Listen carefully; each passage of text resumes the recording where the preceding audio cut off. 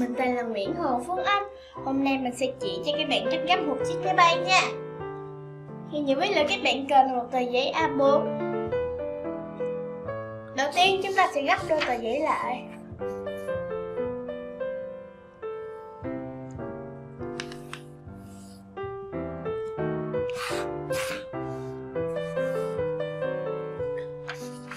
Chúng ta mở ra để ngang tờ giấy rồi gấp lại.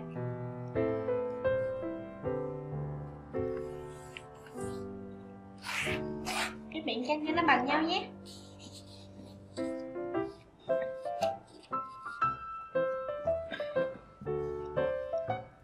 Bây giờ ở phần đầu này mình sẽ gấp nó vô ngay giữa nha, ngay giữa cái nếp đây.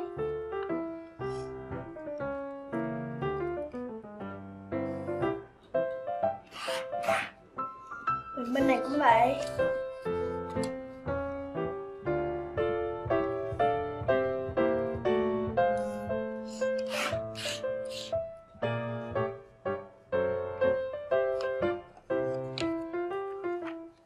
Bây giờ mình sẽ mở nó ra,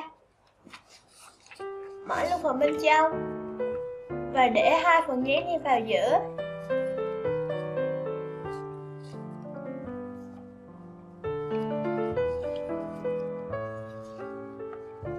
Và đè giấy xuống.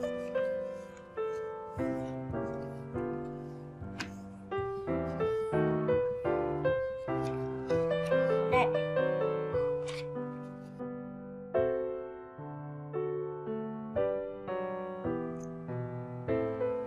Bây giờ mình sẽ để nó lên,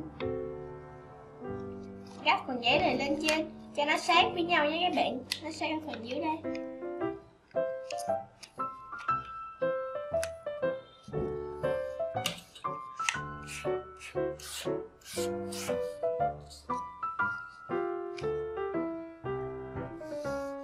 Bây giờ ở phần đầu này mình sẽ gấp nó vô đây.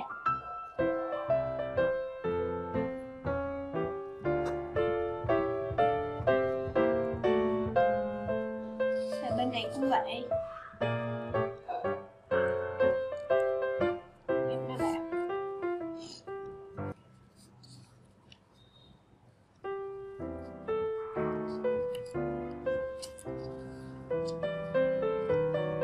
Bây giờ mình sẽ để tờ giấy lên,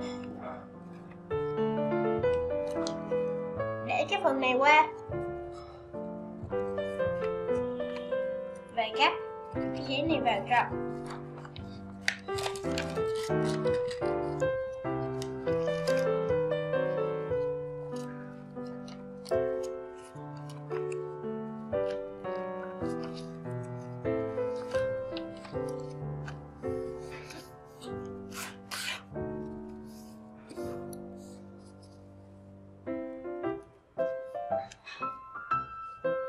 Bây giờ mình sẽ gấp phần đầu này xuống như đây.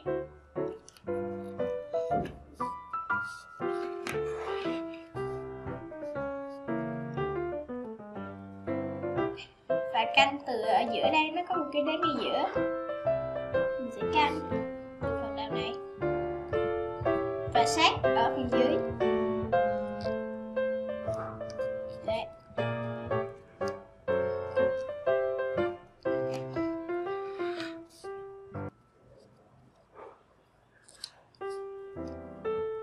Bên này cũng vậy.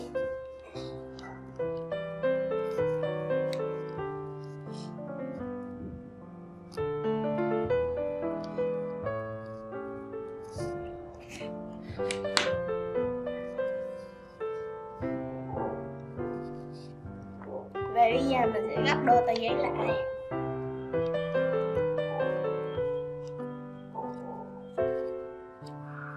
Mình gấp phần cánh này xuống nhé, mình sẽ gấp nó xuống để tạo ra một cái cánh.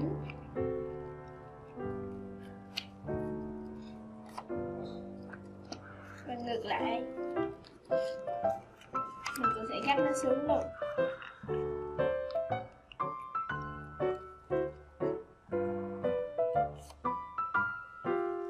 Mở hai cánh lên. Vậy là xong.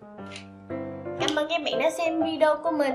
Đừng quên like, share và subscribe trên kênh PA Channel. Xin chào và hẹn gặp lại các bạn ở những video sau.